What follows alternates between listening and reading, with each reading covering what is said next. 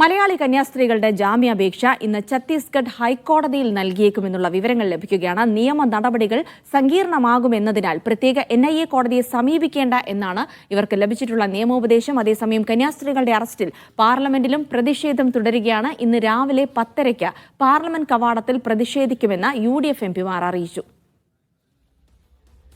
ധനസുമോദ് വിവരങ്ങൾ നൽകും. ധനസുമോദ്, കന്യാസ്ത്രീകളുടെ അറസ്റ്റുമായി ബന്ധപ്പെട്ട് അതിൽ ഏറ്റവും പ്രധാനം അവരുടെ ജാമ്യാപേക്ഷ ഹൈക്കോടതിയിൽ നൽകിയേക്കുമെന്നുള്ള കാര്യമാണ്. ജാമ്യാപേക്ഷയിൽ ഒരു തീരുമാനം അതിനുശേഷം ഉണ്ടാകുമോ എന്നുള്ള കാര്യം അറിയണം. കാരണം NIA കോടതിയെ സമീപിക്കുന്ന കാര്യങ്ങൾ കൂടുതൽ സങ്കീർണമാകുമെന്നൊരു നിയമോപദേശം കൂടി ലഭിച്ചിട്ടുണ്ട്. അതിനിടെ ഒരു ഭാഗത്ത് വലിയ പ്രതിഷേധങ്ങൾ കേരളത്തിലടക്കം നടക്കുന്നുണ്ട്. ഒപ്പം തന്നെ പാർലമെന്റ് കേന്ദ്രീകരിച്ചുകൂടി അത്തരം പ്രതിഷേധങ്ങളും പ്രക്ഷോഭങ്ങളും ഇന്ന് നടക്കുമെന്നുള്ള വിവരങ്ങൾ കൂടിയാണല്ലോ ലഭിക്കുന്നത്.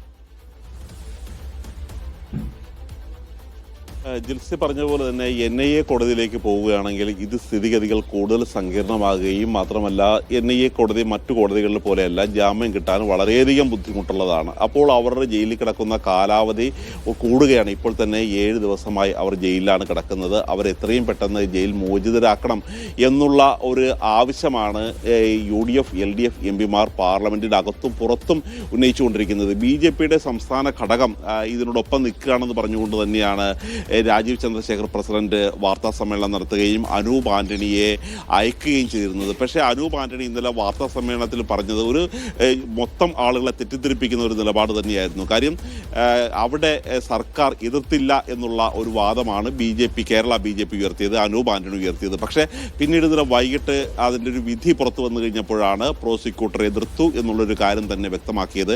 കാര്യം നേരത്തെ മജിസ്ട്രേറ്റ് കോടതിയിൽ ഈ ജാമ്യാപേക്ഷ കൊടുത്തു കഴിഞ്ഞപ്പോൾ ആ കോടതിയുടെ അധികാരപരിധി അല്ലെന്ന് പറഞ്ഞു. സെഷൻസ് കോടതിയിൽ വന്നു കഴിഞ്ഞപ്പോഴും കോടതിയുടെ അധികാരപരിധി അല്ല എന്ന് തന്നെയാണ് പറഞ്ഞിരിക്കുന്നത്. ഈ അധികാരപരിധിയെ തുടർന്നുള്ള ഇനി അടുത്തതായിട്ട് പോകേണ്ടത് സ്പെഷ്യൽ കോടതിയിലേക്കാണെന്ന് പറയുമ്പോൾ അവിടെയും കൂടുതൽ ബുദ്ധിമുട്ട് ഏറുകയാണ്. അതുകൊണ്ട് ഇപ്പോൾ ഇവർക്ക് ലഭിച്ചിരിക്കുന്ന നിയമോപദേശം ഇനി ഹൈക്കോടതിയിൽ നേരിട്ട് ജാമ്യാപേക്ഷ നൽകാം എന്ന് തന്നെയാണ്. കാര്യം ഇന്നലെ NK പ്രേമചന്ദ്രനും ഫ്രാൻസിസ് ജോർജും ബെന്നി ബെഹ്റാനും ഉൾപ്പെടെയുള്ള MPമാർ അമിത്ഷായെ സന്ദർശിച്ചിരുന്നു. അമിത്ഷാ ഇക്കാര്യത്തിൽ ഒരു അനുകൂലമായ നിലപാടാണ് അവരോട് സ്വീകരിച്ചിരിക്കുന്നത്. സർക്കാർ അഭിഭാഷകൻ ഇത് എതിർക്കില്ല എന്നുള്ളൊരു കാര്യം തന്നെയാണ് അവർക്കൊരു ഉറപ്പ് നൽകിയത്. പക്ഷേ അതിനുശേഷവും പിന്നെ എതിർക്കുന്ന ഒരു കാഴ്ചയാണ് കണ്ടത്.